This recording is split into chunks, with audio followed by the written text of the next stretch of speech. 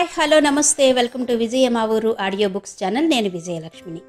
Friends, కథా స్రవంతిలో ఈరోజు మీకు వినిపించబోతున్న కథ కస్తూరి విజయం టీనేజ్ కథల సంకలనంలో చోటు చేసుకున్న శ్రీమతి గొర్తి వాణి శ్రీనివాస్ గారి కథ పడిలేచిన కెరటం ఆడియోగా వినిపించబోతున్నాను.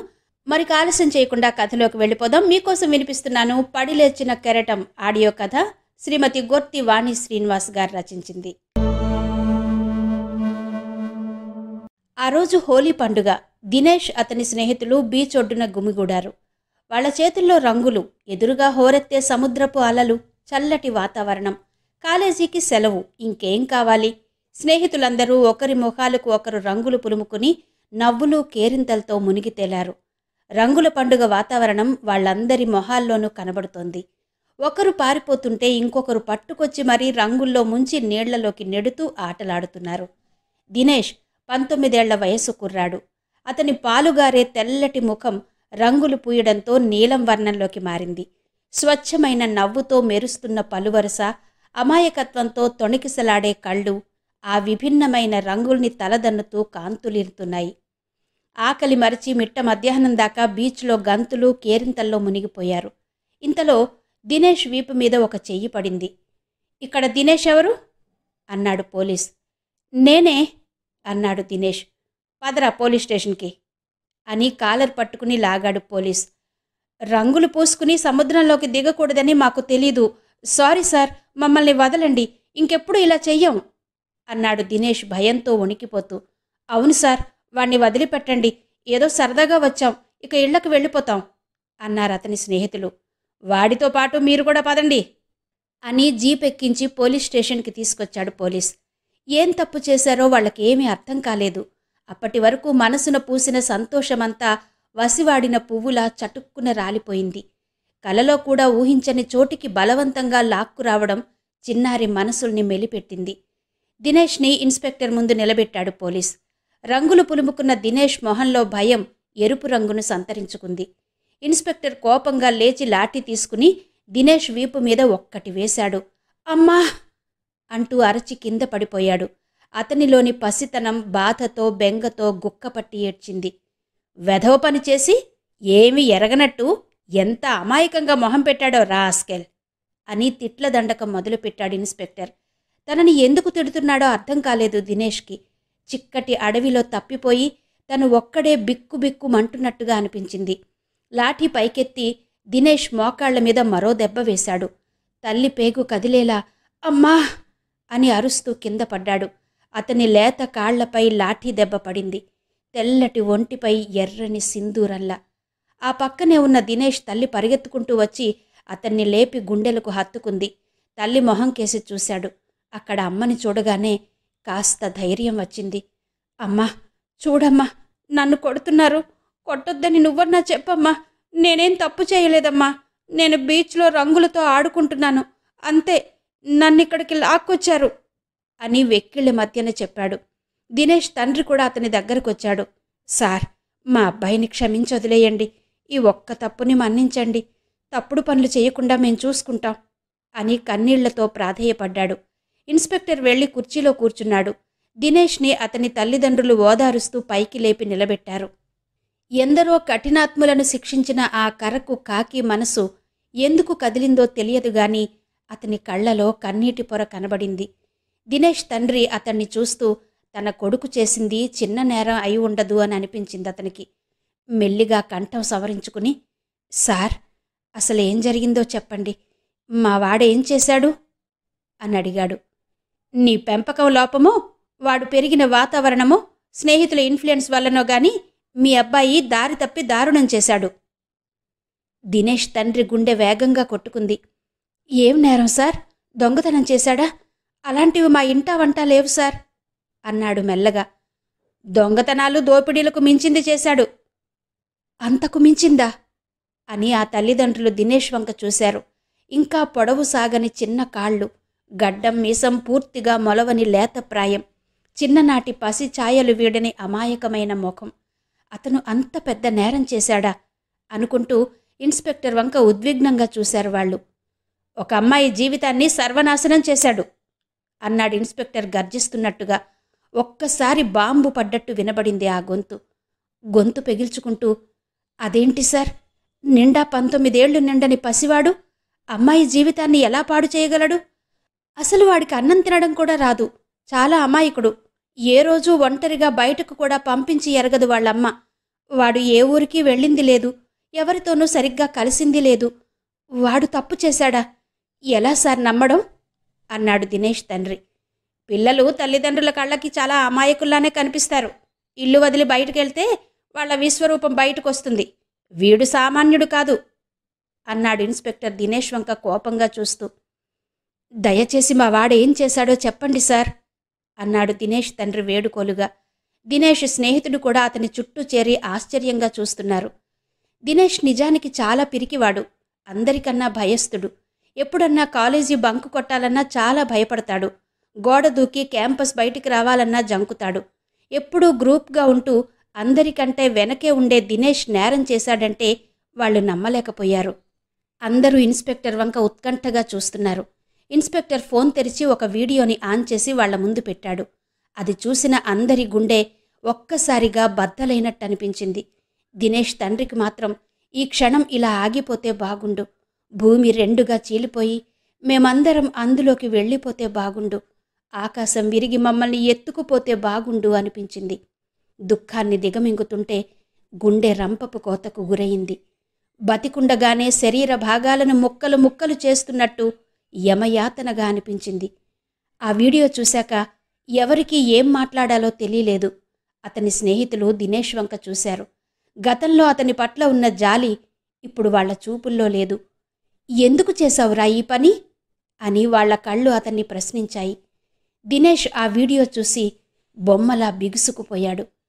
సినిమాల్లో పిచ్చి సీన్లు వచ్చినప్పుడు దినేష్ తల్లి అతని కళ్ళు మూసేది. ఇప్పుడు తన వీడియోని అమ్మ కన్నార్పకుండా చూడాల్సొచ్చింది. దినేష్లో దుఃఖం కట్టలు తెంచుకుంది. అమ్మా, ఇది నేను కాదు, నేను చెయ్యలేదమ్మా, నాకేం తెలీదు, నీ మీద ఒట్టమ్మా, నన్ను నమ్మమ్మా అని తల్లి కాళ్ల మీద పడి ఏడ్చాడు దినేష్. ఆమె చేష్టలుడిగి దుఃఖాశ్రువులు కారుస్తూ నిలబడిపోయింది. తన పేగు తెంచుకు పుట్టిన కొడుకు, తను అన్నం పెడితేగాని తినని కొడుకు ఈరోజు ఒక ఆడపిల్లపై అమానుషంగా అత్యాచారం చేశాడు. అసలు ఇది ఏ తల్లి ఏ కొడుకు గురించి వినకూడని చూడకూడని సంఘటన. దీనిపై స్పందించడానికి ఏ మాతృ హృదయానికి లిపి దొరకదు, భాష చాలదు, హృదయ ఘోష తప్ప. ఏ కవి వర్ణనకి అందని కరుణరసాత్మకమైన సన్నివేశం. చూశారుగా, ఇప్పుడేమంటారు? ఆ వీడియోలో ఉన్నది మీ అబ్బాయి కాదంటారా అన్నాడు ఇన్స్పెక్టర్ కరకుగా. దినేష్ తల్లి తండ్రి ఏం మాట్లాడలేదు. దినేష్ మాత్రం, అది నేను కాదు, నాకసలేం తెలీదు, నిజంగా నన్ను నమ్మండి అని అరిచాడు. లాఠీ తీసుకుని అతని మోచేతులపై 2 దెబ్బలు వేశాడు ఇన్స్పెక్టర్. అమ్మా అంటూ అరిచాడు దినేష్. అక్కడే ఉన్న ఆ తల్లి హృదయం బాధతో దహించుకుపోయింది. తన కొడుకు తప్పు చేయలేదని చెప్పడానికి వీల్లేని ఆధారం అక్కడుంది. ఇప్పుడేం చెయ్యాలి? ఏమని చెప్పాలి? మౌనంగా రోధించడం తప్ప ఏమీ చెయ్యలేని పరిస్థితి. అందులో నుంచి తప్పించుకోవడానికి తామేమి ఇన్ఫ్లుయెన్స్ ఉన్నవాళ్లు కాదు. ఒకవేళ ఇన్ఫ్లుయెన్స్ ఉపయోగించాలి అనుకున్నా అతను చేసిన తప్పు అంత చిన్నదేం కాదు. దినేష్ మీద రేప్ కేసు ఫైల్ చేసి జైల్లో వేశారు. కేసు విచారణకి వచ్చేనాడు అతన్ని కోర్టుకు తీసుకొచ్చారు. ఫ్రెండ్స్, కాలేజీమేట్స్ అందరూ కూడా హాజరయ్యారు. అతనేం చెబుతాడో వినాలని ఉత్కంఠగా ఎదురు చూస్తున్నారు. ఎందుకంటే దినేష్ చాలా అమాయకుడు, పసితనం ఇంకా వీడని చిన్న పిల్లవాడు. అతను అలాంటి పని చేసే అవకాశం లేదని అందరి నమ్మకం. కానీ సాక్ష్యం కళ్ల ముందు ఉంది. తీర్పు ఎలా వెలువడుతుందో చూద్దామని అందరూ ఎదురు చూస్తున్నారు. అతనితో పాటు నేరస్తులుగా ఆ వీడియోలో ఉన్న 4 ముద్దాయిల్ని కోర్టులో ప్రవేశపెట్టారు. వాళ్ల పక్కన నిలబెట్టారు దినేష్ని. వాళ్ల వయసు దాదాపుగా 25 నుంచి 30 సంవత్సరాల లోపుంటుంది. వాళ్ల మొహాల్లో భయం గాని బెరుకు గాని ఏం కనబడలేదు. తప్పు చేసినందుకు శిక్ష అనుభవిస్తాం అన్నట్టు చాలా ఉదాసీనంగా ఉన్నారు. దినేష్కు మాత్రం మనసంతా వికలమైపోయింది. కోర్టు హాల్లో చుట్టూ చూశాడు. అతన్ని ఎత్తుకుని పెంచిన తాత, మామ్మ, అమ్మమ్మ, తాతయ్య, ప్రాణంగా ప్రేమించే అమ్మ, నాన్న, అత్తయ్యలు, మామయ్యలు, పిన్నులు, బాబాయిలు, వాళ్ల పిల్లలు. అతని బంధువులందరూ అక్కడే ఉన్నారు. అందరి కళ్ళు తననే చూస్తున్నాయి, ఒక ముద్దాయిని చూసినట్టు. ఇలాంటి పరిస్థితి తనకు వస్తుందని అనుకోలేదు. అది తన ప్రమేయం లేకుండా ఎలా జరిగిందో అతనికి అర్థం కావటం లేదు. జడ్జి గారు సీట్లోకొచ్చి కూర్చున్నారు. కోర్టు హాలు నిశ్శబ్దంగా మారింది. ఇన్స్పెక్టర్ ఆ వీడియో వివరాలు కోర్టు ముందు సబ్మిట్ చేశాడు. ఈ నలుగురి ముద్దాయిలు మార్చి 16వ తారీఖున రాత్రి 12 గంటల సమయంలో గాజువాక నుంచి విశాఖ బస్ కాంప్లెక్స్కి వస్తున్న ఆర్టీసీ బస్సులో 22 ఏళ్ల యువతిని బంధించి ఆమెను బలాత్కరించి హింసించి బస్సులో నుంచి తోసేసి పరారయ్యారు. అందుకు సాక్ష్యం ఈ వీడియో అని కోర్టు ముందు ప్రవేశపెట్టాడు. కోర్టు వారు ఆ వీడియోని నిశితంగా పరిశీలించి బోన్లో ఉన్న నలుగురు ముద్దాయిల వంక ఆ వీడియోలో ఉన్న యువకుల వంక పోల్చి చూసుకుని వాళ్లే అని నిర్ధారణకొచ్చారు. మీరే ఈ నేరం చేశారని ఒప్పుకుంటున్నారా అని వాళ్లను ఉద్దేశించి అడిగారు. దినేష్ తప్ప మిగిలిన ముగ్గురు యువకులు తప్పు చేశామని ఒప్పుకుని తలదించుకున్నారు. దినేష్ మాత్రం నో సార్, నాకేం తెలీదు, నన్ను నమ్మండి, దయచేసి నమ్మండి అని ఏడ్చాడు. ఆ వీడియోలో ఉన్నది నువ్వే అని స్పష్టంగా తెలుస్తున్నప్పుడు అది చెయ్యలేదని నువ్వెలా చెప్పగలవు? నువ్వు నిర్దోషివని ఎలా నిరూపించుకుంటావు అడిగాడు జడ్జి. దినేష్ ఒక్క క్షణం కళ్ళు మూసుకుని ఆలోచించాడు. ఆ రోజు ఏం జరిగిందో గుర్తు తెచ్చుకున్నాడు. ఆ రోజు ఆదివారం సాయంత్రం గాజువాకలో ఉన్న అతని స్నేహితుణ్ణి కలిసేందుకు బస్సులో వెళ్ళాడు దినేష్. కొంతసేపు అక్కడ వాళ్లతో మాట్లాడాక పరీక్షకు సంబంధించిన క్వశ్చన్ పేపర్లు ఆన్సర్ చేసి కాసేపు చదువుకున్నాక వాళ్ళ ఇంట్లో భోజనం చేశాడు. టీవీ చూశాడు. ఆ తర్వాత బయటకు వచ్చి షాప్కు వెళ్ళి వాటర్ బాటిల్ కొనుక్కుని బస్సు ఎక్కాడు. అప్పుడు రాత్రి 9:30. బస్సులో కూర్చున్నాక రాసుకున్న నోట్స్ మరోసారి తిరగేసుకున్నాడు. దాహంగా ఉంటే మంచినీళ్లు తాగాడు. అంతే, అంతకుమించి తనకేమీ తెలీదు. తాటి చెట్లపాలెం మీదుగా కాంప్లెక్స్కి వస్తున్న బస్సు రోడ్డు పక్కన తుప్పల్లో సడన్గా ఆగింది. దినేష్ బస్ దిగి ఆటోలో ఇంటికొచ్చి ఆ రాత్రి నిద్రపోయాడు. అంతే గుర్తుంది. అసలు ఇది ఎలా జరిగిందో కూడా దినేష్కి గుర్తు రాలేదు. కోర్టులో ఆ విషయమే చెప్పాడు. నువ్వెక్కిన అదే బస్సులో అత్యాచారం జరిగింది. ఆ నలుగురిలో నువ్వు కూడా ఉన్నావు అన్నాడు జడ్జి.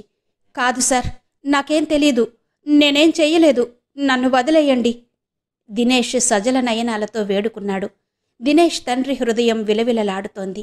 నా బిడ్డ అమాయకుడు, పసివాడు, వాడికేం తెలియదు, వదిలిపెట్టండి అని అతని గుండె పుత్ర ప్రేమతో కొట్టుకుంది. జడ్జి మిగిలిన ముగ్గురు యువకుల వైపు తిరిగి, మీరేం చదువుతున్నారు? ఎక్కడి నుంచి వస్తున్నారు? అసలు అక్కడ ఏం జరిగిందో చెప్పండి అన్నారు. అందులో ఒక అతను పెదవి విప్పాడు. మేము బీటెక్ పూర్తి చేశాం, మాకింకా ఉద్యోగాలు రాలేదు. మేము కాలేజీ చదివే రోజుల్లో మా క్యాంపస్ పరిసర ప్రాంతాల్లో డ్రగ్స్ సప్లై జరుగుతూ ఉండేది. మాకు ఈ విషయం తెలిసిన వెంటనే ప్రిన్సిపాల్కి కంప్లైంట్ చేశాం. క్యాంపస్కి డ్రగ్స్ రాకుండా చర్యలు తీసుకుంటామని ఆయన మాకు మాటిచ్చారు. కానీ అది అమలు జరగలేదు. యథేచ్ఛగా కాలేజీలోకి వస్తూనే ఉన్నాయి. దొంగతనంగా స్టూడెంట్స్కి అమ్ముతూనే ఉన్నారు. మాకు తర్వాత తెలిసింది కాలేజీ యాజమాన్యానికి సప్లయర్స్కి ఏవో లింకులున్నాయని. మేము చేసే పోరాటం వల్ల ప్రయోజనం లేకపోగా మాకే ముప్పు వాటిల్లుతుందని త్వరలోనే తెలుసుకున్నాం. ఒకరోజు మేము ఇంటికి వస్తుండగా మాపై గుర్తు తెలియని కొందరు వ్యక్తులు కర్రలతో దాడి చేశారు.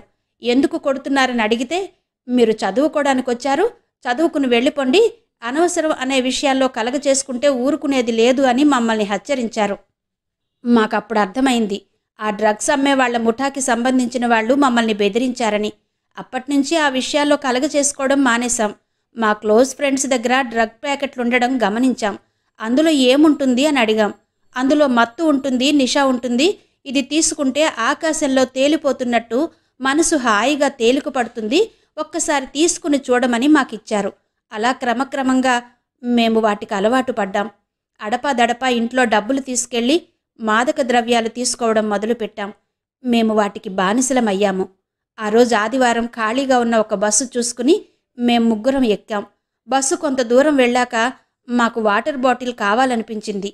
అటువైపు చూస్తే బస్సులో ఇతను ఒక్కడే ఉన్నాడు. అతని చేతిలో వాటర్ బాటిల్ ఉంది. అతను గాఢ నిద్రలో ఉన్నాడు. మేము ఆ వాటర్ బాటిల్లో డ్రగ్స్ కలిపి ముగ్గురం తాగాం. బాటిల్ మళ్ళీ అతని చేతిలో పెట్టేశాం. ఇంతలో ఆ స్టాప్ వచ్చింది.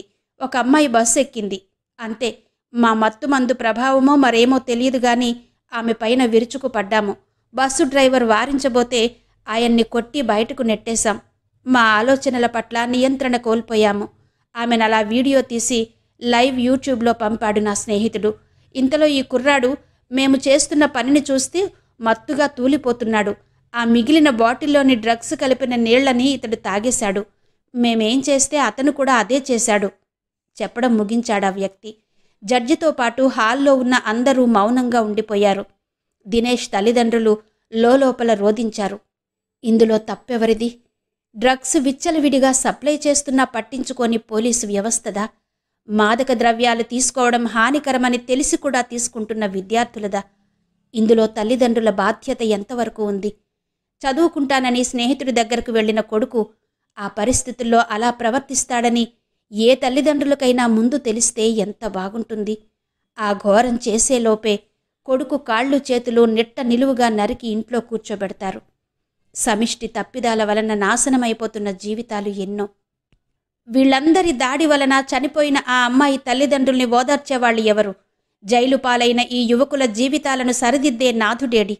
వీటన్నిటికీ కారణం డ్రగ్స్ అని తెలిసినా వాటిని తుదముట్టించలేని ఒక రహస్య గంభీర వాతావరణం నెలకొనడానికి కారణమేంటి? ఎవరికి వారే ప్రశ్నించుకోవాలి. కలిసికట్టుగా డ్రగ్స్ భూతంపై పోరాడాలి. ఎవరి జీవితాలని వాళ్ళు కాపాడుకోవాలి. లేకపోతే దినేష్లా వేదన పడాలి.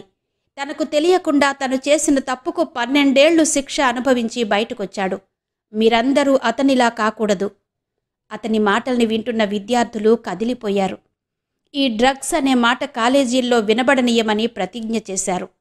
ప్రతి కాలేజీలో ప్రతి క్లాస్ రూమ్కి వచ్చి మాదక ద్రవ్యాల దుష్ఫలితాలను వివరిస్తూ ఊరూరా తిరుగుతున్నాడు దినేష్. డ్రగ్స్ నియంత్రణ సంస్థ వ్యవస్థాపక అధ్యక్షుడు 50 ఏళ్ల ఆ దినేష్. అదండి పడిలేచిన కెరటం, శ్రీమతి గొర్తి వాణి శ్రీనివాస్ గారి కథ ఆడియో రూపంలో విన్నారు కదా. మరి ఈ కథ మీద మీ అభిప్రాయాలు తప్పకుండా తెలియజేయండి కామెంట్ సెక్షన్లో. అలాగే తప్పకుండా లైక్ చేయడం మాత్రం మర్చిపోవద్దు. మరో సరికొత్త కథతో మళ్ళీ మీ ముందుకు వస్తాను. అంతవరకు సెలవు. నమస్తే.